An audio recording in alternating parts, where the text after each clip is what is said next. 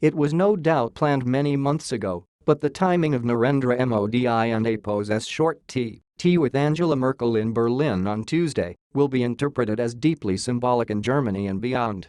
Could there be something of a pivot to Asia going on in Europe and APO's economic powerhouse? The Indian Prime Minister arrived in Europe after what has already been something of a whirlwind few days for Germany and APO's Chancellor. First there was a tense NATO summit in Brussels, followed by, to use Frau Merkel and APO's understated phrasing, very difficult and G7 summit in Italy, where differences over climate change were particularly apparent. Then on Sunday, in a Bavarian beer tent, Mrs. Merkel made the remarkable pronouncement that Germany could no longer rely on its long-standing partners, for which read Brexit Britain and Donald Trump and APO's America.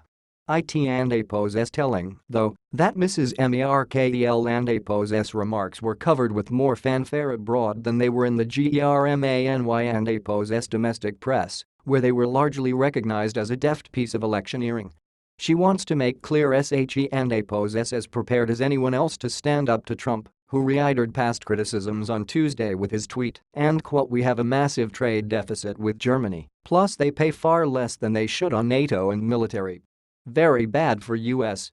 This will change and quote." But while things may have come to a head this week, Germany and APO's business community had already been slowly coming to the conclusion that it may, regrettably, be time to seek new friends.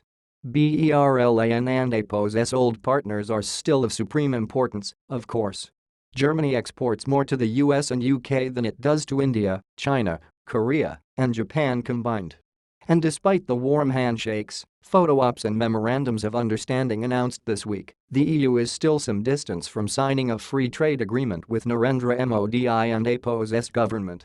But a quick glance at the diary of Germany and APO's economics minister, Brigitte Zypries, or the schedules of some of the COUNTRY and APO's largest business lobbies tell a different tale, one in which Asian economies are mentioned frequently and enthusiastically, while the US and UK are often referred to in muted, disappointed terms. UCAN and APO's moved for Sino-Germany and business conferences in Berlin and Brussels these days, and large, enthusiastic Chinese delegations are a common sight at many of Germany and APO's famous trade fairs. The Chinese Premier and APO's visit later this week comes after years of concerted effort to build ties between Germany, the EU and Xi Jinping and APO's administration. Yet Germany and APO's eager embrace of rapidly developing economies has another, less discussed, motive. The unwelcome truth is that Germany and APO's rather traditional businesses are lagging behind in areas such as digital innovation and are slow to adapt to the fluid working practices of a globalized world. And when it comes to public investment, Germany is playing catch-up. Its economy is booming, but much of its infrastructure is crumbling. Its schools are underfunded, and IT and APO's failing to train enough high-skilled workers. There are hundreds of thousands of professional vacancies at German companies. Its digital systems are ailing, and in some cases non-existent, particularly in the Mittelstand, medium-sized, often family-owned enterprises.